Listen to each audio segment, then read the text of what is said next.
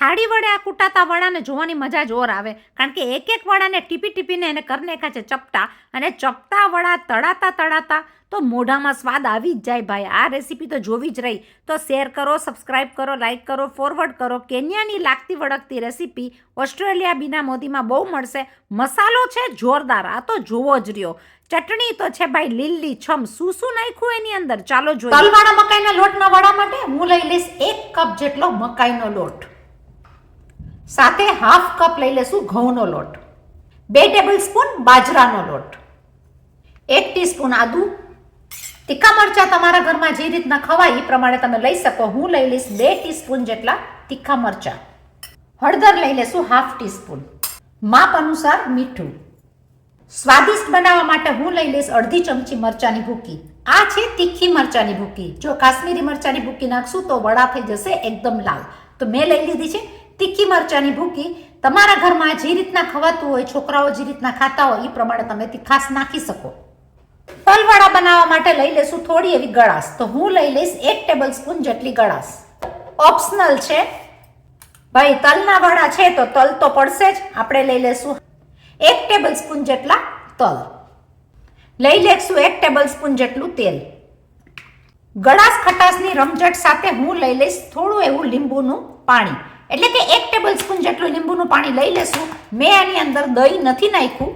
જો લીંબુનો રસ ના નાખવો હોય તો તમે દહીં પણ લઈ શકો. વડાને સોફ્ટ રૂ જેવા કરવા માટે હું લઈ લઈશ હાફ ટીસ્પૂન જેટલી સોડા બાયકાર. શણગાર કરવા માટે લઈ લેશું ધાણા. ચલો ભાઈ, બધા લોટને આપણે એકદમ સરસ રીતના મિક્સ કરી નાખશું.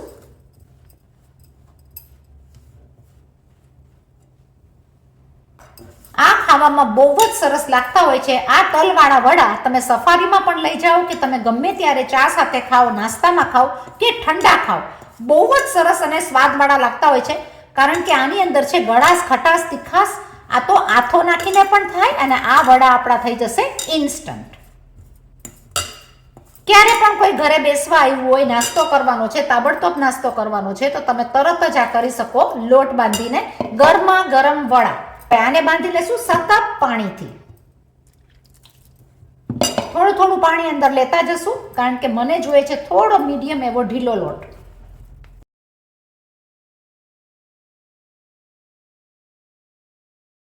લોટને ઢાંકીને રેસ્ટ કરવા રાખી દેશું 10 મિનિટ. ચલો કરી નાખશું વડા સાથે ખાવાની તીખી ચટણી. હું લઈ લઈશ મરચાં અને કોથમીર. આપણે લઈ લેશું ધાણાના દાળખા પણ સાથે. લઈ લેશું એની અંદર થોડું એવું આદુ, માપથી મીઠું, થોડી એવી હળદર. થિકનેસ લાવવા માટે હું લઈ લઈશ મારા પાસે રહેલા ગાંઠિયા. 2 ટેબલસ્પૂન જેટલું પાણી. આપણી આ ચટણી થઈ ગઈ છે રેડી. વડા તળવા માટે આપણે લઈ લીધી છે કડાઈ. લઈ લેશું એની અંદર માપથી તેલ. મિક્સિંગને કરી નાખશું મિક્સ. કરી નાખશું એના નાના નાના ગોળ ગોળ લુવા, અને કરશું આપણે ઘરના પ્લાસ્ટિકની અંદર તલ નાખીને તલના વડા. ઇઝી રીતના આપણે તલના અહીંયા પાથરી લેશું, જેથી કરીને વડાની અંદર આ તલનો સ્વાદ બેસી જાય. લઈ લેશું એવા નાના નાના લુવા. જે સાઈઝના તમને વડા કરવા હોય, નાના મોટા સાઈઝ તમે તમારા પ્રમાણે લઈ શકો. આપણું તેલ ગરમ થાય છે ત્યાં સુધીમાં આપણે બધા વડાને કરી નાખશું. જગ્યા રાખી રાખીને ગોળ ગોળ રેડી.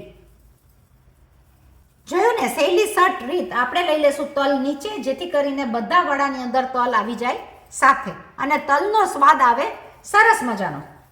એકવાર આ જરૂર બનાવીને જોજો.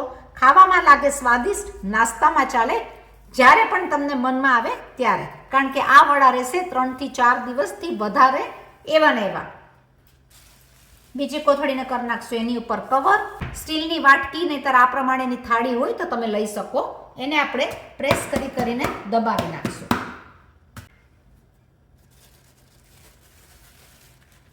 થઈ ગયા છે આપણા વડા દબાઈને તૈયાર. ચલો, તેલ તો ભાઈ ઉકળતું તેલ હશે, ગરમા ગરમ, તો વડા થઈ જશે તરત જ.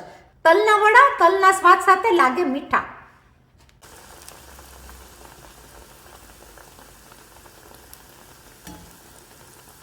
આપણે આ રીતના ફૂલતા વડા સાથે બધા જ વડા ઉતારી લેશું.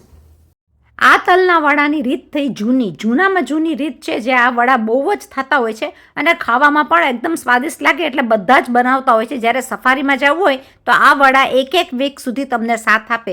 તો મને થયું કે ચલો આપણા બનાવેલા વડા પોતે પણ તો ટ્રાય કરી લઈએ, ટેસ્ટ કરીને કે કેવા થયા છે. તો વડા તો થયા છે બહુ સરસ. શેર કરજો.